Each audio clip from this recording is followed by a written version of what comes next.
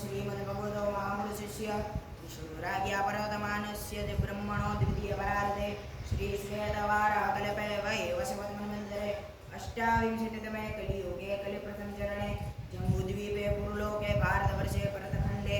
आर्यभरतैकदेशान्तर्गत सौराष्ट्रदेशे अमरेलीमण्डलान्तर्गत तथा विद्यापीठप्राङ्गणे प्रेममन्दिर समीपे यज्ञमण्डपे स्थिते विक्रम संवत 2081 शाके